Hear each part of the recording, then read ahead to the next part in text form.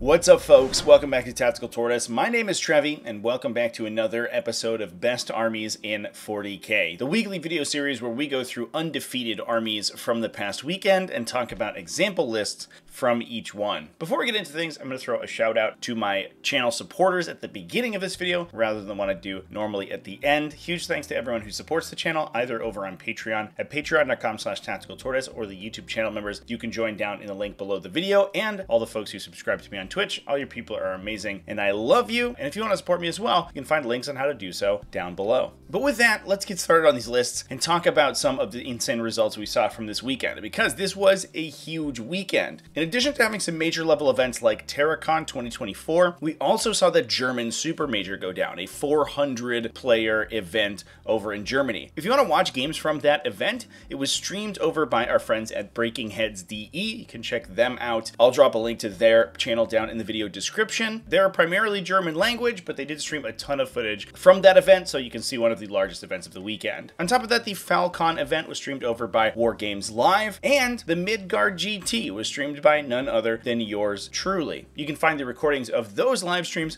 over on the Live tab on my channel. So with all of these results, we're going to see a little bit of an inflated pool of undefeated lists this week, largely because the German Super Major only played 5 rounds. So while it did have 400 players, a ton of players are undefeated. So we're not going to be talking about results from that Super Major that had a tie, but we did have, if I remember correctly, 7 undefeated players at that tournament. Those included Chaos Space Marines, who also went undefeated at the aforementioned TerraCon 2024 Major and the AZ Bash. Aeldari also came back out of the woodwork with wins both at the Iberian Open and Sunshine Coast Open 2. Necrons also coming back in at the Iberian Ham as well as Falcon event. Orks had 2 undefeated results from the German Super Major, but that was the only event that they actually went undefeated in. We had an identical result from Adepta Sororitas, who had 2 undefeated players at that event, as well as at the Torneo de Apertura, which finished after I completed my notes for this event. Now moving on to Space Marine factions, Space Wolves not only won the German Super Major with the highest tiebreakers, but also took down Games Workshop's own Golden Ticket event held at Warhammer World. Ultramarines and Blood Angels also came out with undefeated results. Interestingly, both in Gladius task forces, we're not really seeing the Sons of Sanguinius return as we normally see from Blood Angels. Those were at the Rubicon GT2 as well as the German Super Major respectively. Leagues of Votann took down the Midgard June GT, which is the one that I streamed. So if you want to watch how that event broke down, you can do so on my channel. Tyranids taking down the Rubicon GT2, Grey Knights with an undefeated result at Iberian Ham, Tau Empire with their new codex taking down the Branson Brawl, as well as one of each of the Knight faction. Fall of Empire's Rubicon saw Imperial Knights victorious, and Falcon was won by Chaos Knights. Now last but certainly not least, Astra Militarum appears on the list with an X0-1 record from the Sunshine Coast Open 2. Now jumping into the lists and starting at the top, we're going to go over to the TerraCon 2024 GT, where Mike Oxenormos went undefeated with a Renegade Rangers detachment. Mike was running a Chaos Lord with Mark of the Hound to give his unit Scout, alongside Fabius Bile and a Master of Executions. He was also bringing a bevy of Legionaries for those characters to jump into, 2 units of 5 as well as 1 big unit of 10, alongside a unit of 10 Chosen. Those guys could embark into the Army's 2 Chaos Rhinos in order to unlock the transport synergies that Renegade Raiders provides. We then also had a Chaos Vindicator, which I talked about in my video yesterday. You can actually go check that out if you want some Chaos Vindicator tech, alongside 2 Venom Crawlers and the basically ubiquitous handful of 3 Warp Talon units. 2 units of 20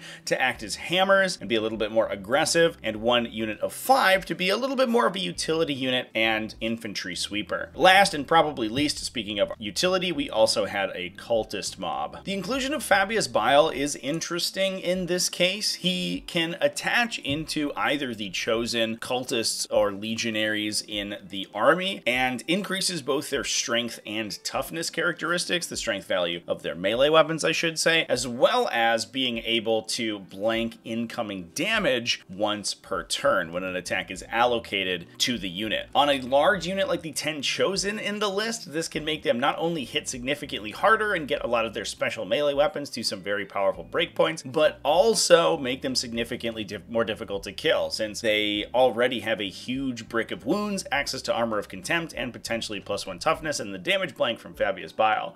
He's also equally just fine in the Legionaries as well. They start out at just strength 4, so being able to buff them to strength 5 makes them a lot better into a wide variety of targets, and then alongside those wound rerolls compounds those offensive buffs. He's a really interesting inclusion in the list. He's also good by himself, since he is incredibly difficult to kill and can regenerate himself on a 2+. So there's also the potential that he just gets included as kind of a little bit of a lone operative, since assigning any attacks to him is basically worthless. Now moving on to the old metagame boogeyman of Aeldari. These guys had a pretty good run this week with a wide variety of Ynnari lists. All of the undefeated lists for Aeldari this weekend were actually using Ynnari. Today we're going to go to the Iberian Open, where a player named Manwë, no last name given, went undefeated with the faction, taking both Yvraine as the warlord to unlock the inclusion of Drukhari units alongside Drazar. Now, armies of this MSU style that we're going to see in this list are becoming much more popular and actually seeing a lot of success out of the Aeldari faction. This army in particular was bringing 3 units of fire dragons alongside 3 falcons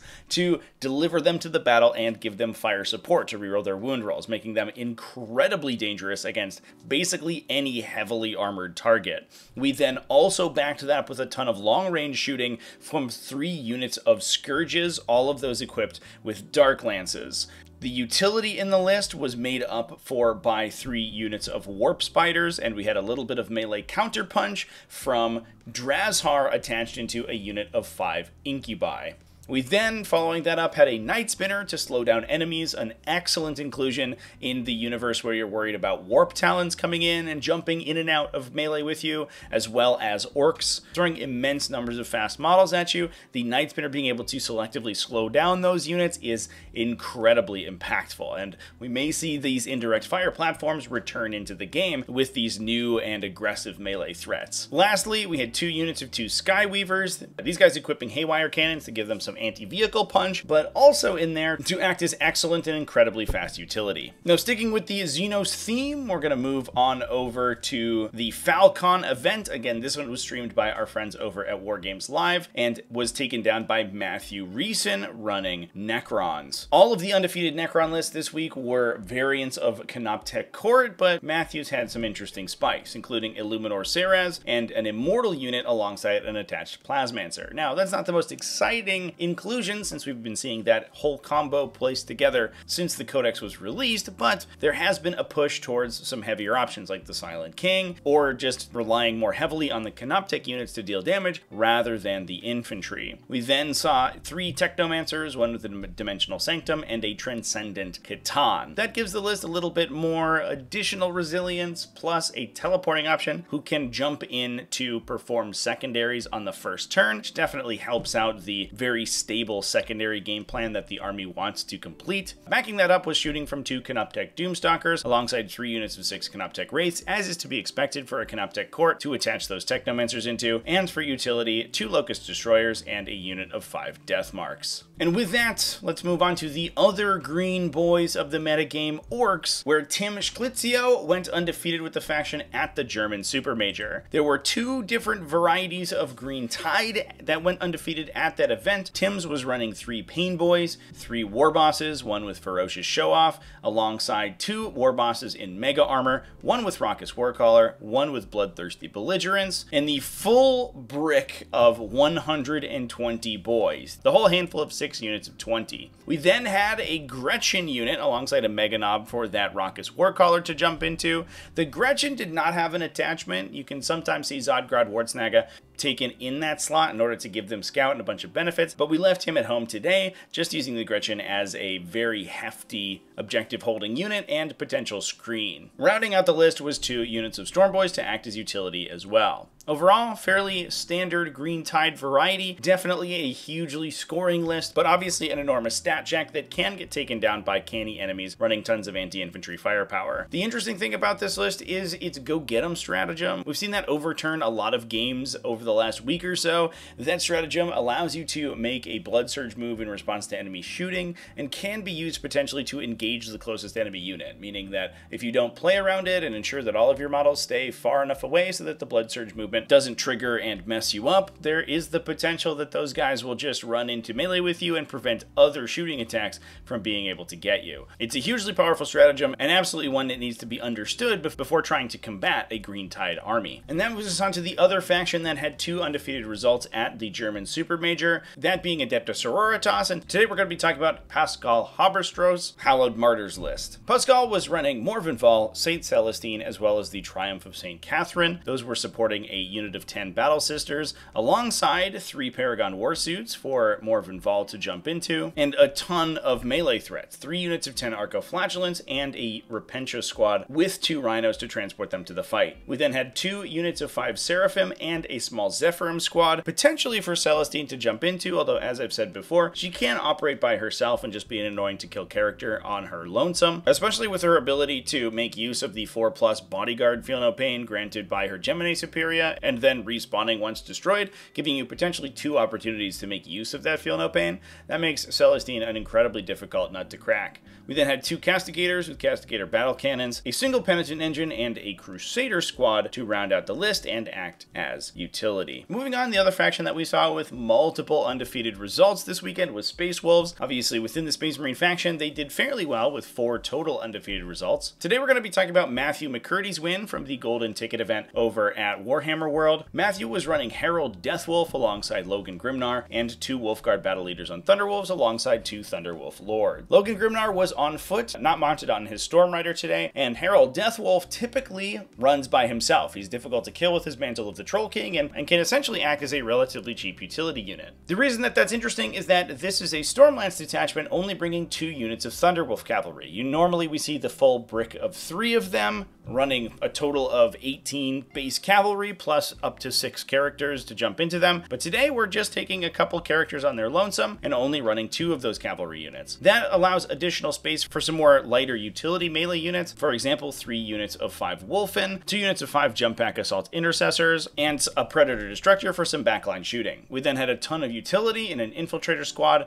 Scout squad, and 2 units of Inceptors, 1 of 3, the other 1 of 6. These guys can make use of the Stormlance detachment stratagem to give weapons that are already assault sustained hits, allowing you to potentially combo out the Inceptor squads into full hit and wound rerolls thanks to their weapons being twin linked, high strength and damage since they were equipped with plasma exterminators, and then also getting the benefit of those sustained hits, making them highly reliable. That makes a big Inceptor brick like this good at killing basically anything in the game, and with its ability to close deep strike, as well as its speed in the Stormlance detachment, they're kind of a solution to a lot of problems that being all melee all the time doesn't really serve. It's certainly nice to see a little bit of variety in the Stormlance builds more recently, rather than them being all Thunderwolf cavalry and potentially all Wolfen, and we do see a little bit of innovation in other Space Marine lists. As we move over to Ultramarines, Nick Carpenter took the faction to an undefeated result at the Rubicon GT2. Nick was running a Gladius task force. This is kind of a classic build from way back at the beginning of the edition. Armies like this were taken fairly often, and it seems like Nick is uncovering some ancient technology. That included an Apothecary Biologus with Fire Discipline. He would then attach into a 6-man unit of Aggressors alongside Marneus Calgar. Last but certainly not least, we had Uriel Ventress with a company hero squad that he could jump into. Uriel Ventress giving that huge brick of Aggressors Deep Strike. The ability to rapid ingress in advancing and charging Marneus Calgar unit with the Fire Discipline combo to shoot basically anything in the game that you want to straight to death is hugely impactful, especially because your opponent doesn't really have the safety of knowing that they're disembarking from a Land Raider Redeemer and thereby avoiding it with their more powerful options. Uriel Ventress basically gives you free reign of the entire table that's not being screened out by really hefty anti-deep strike effects in order to deliver Marneus Calgar. And the fact that Calgar can advance and still operate normally makes him combo with a rapid ingress that then allows him to immediately move once it comes back to the ingressing player's movement phase, incredibly potent. We then saw 2 units of 3 Inceptors, those guys with Plasma Exterminators to act as some utility, 2 Scout Squads, as well as a bunch of armor to back up the main combo. That included 2 Gladiator Lancers and the Land Raider Redeemer. We also saw a couple of Assault Intercessor squads, including a Captain with Honor Vehement, who is most likely to be the delivery of the Land Raider Redeemer. It does have a large enough transport capacity that that can actually carry the Assault Intercessors and the Company Heroes alongside Uriel Ventress, who doesn't really need to be on the table to do his thing anyway, which seems pretty effective. Bringing up the rear, there was also a Jump Pack Assault Intercessor squad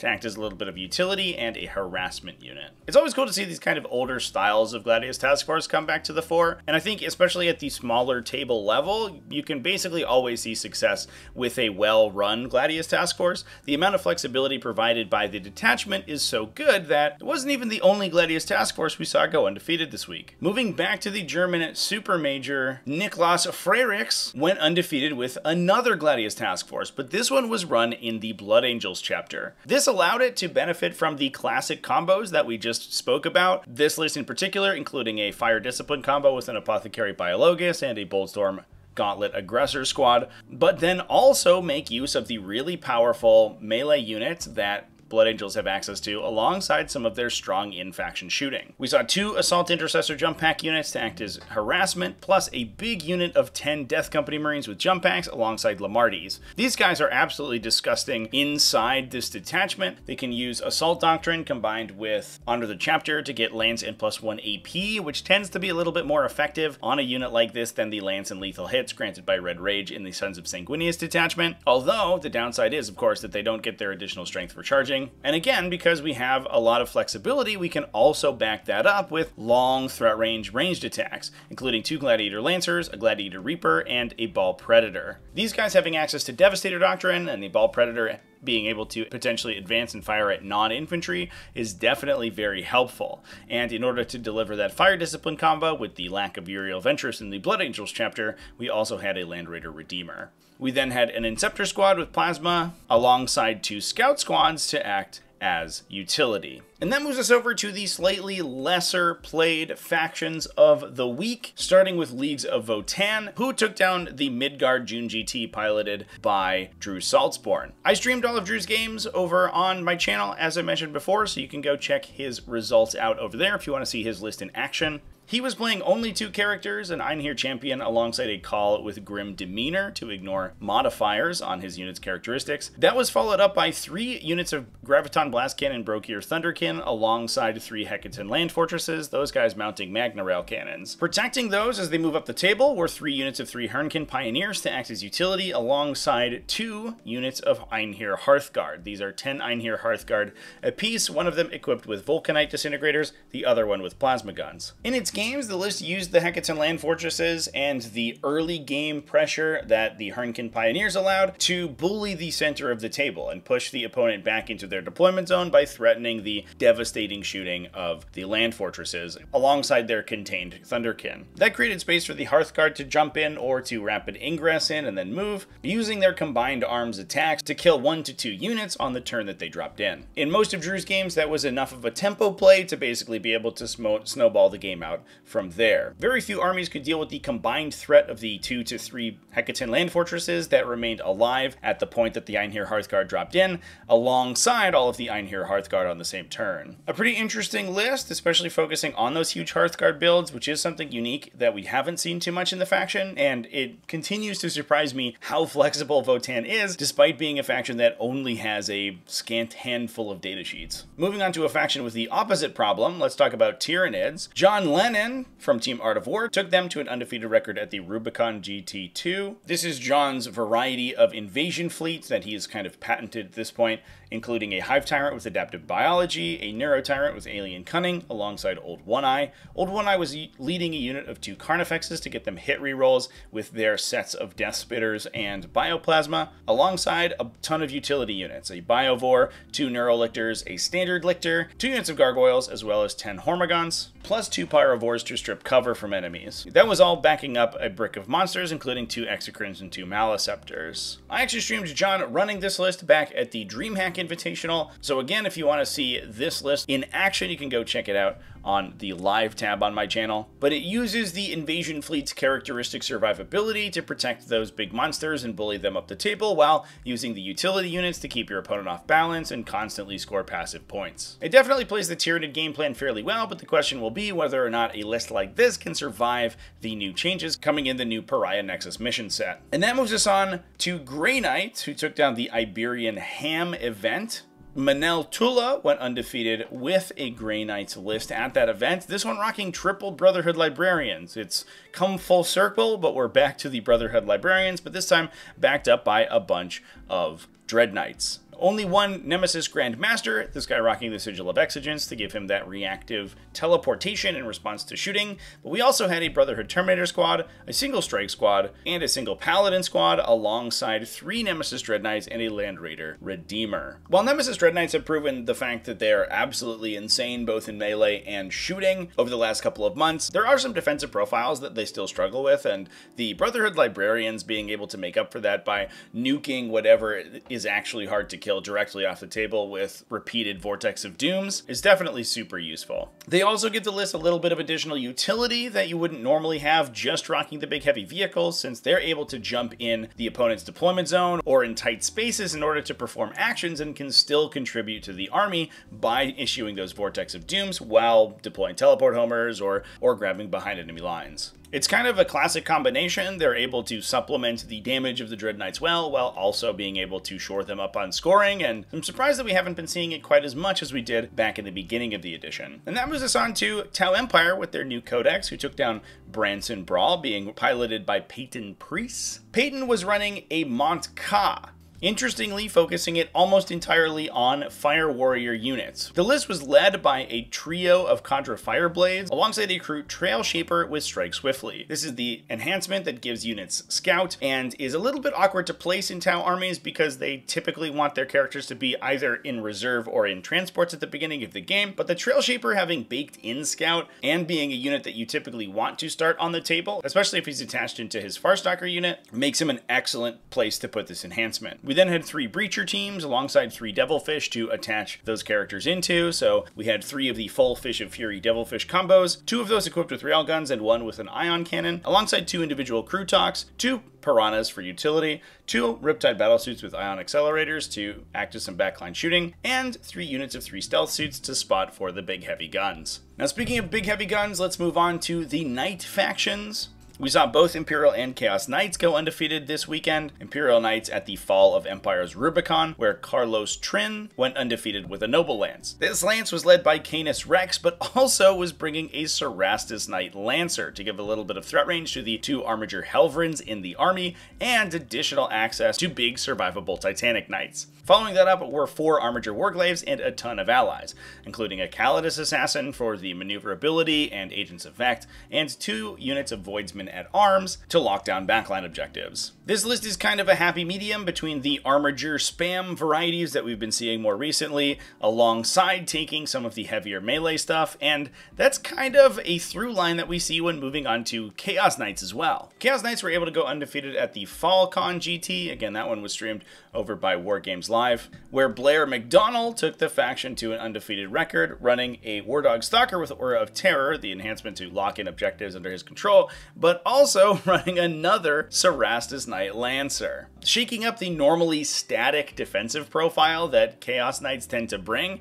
I think is definitely meaningful for them. You have a big dude who has a 4+ invuln save and a higher toughness value that your opponent can't necessarily deal expected damage against, and has a long enough threat range that it kind of combos with the War Dog Carnivores as well to put so much pressure on your opponent that they have a tough time actually moving out to score objectives themselves.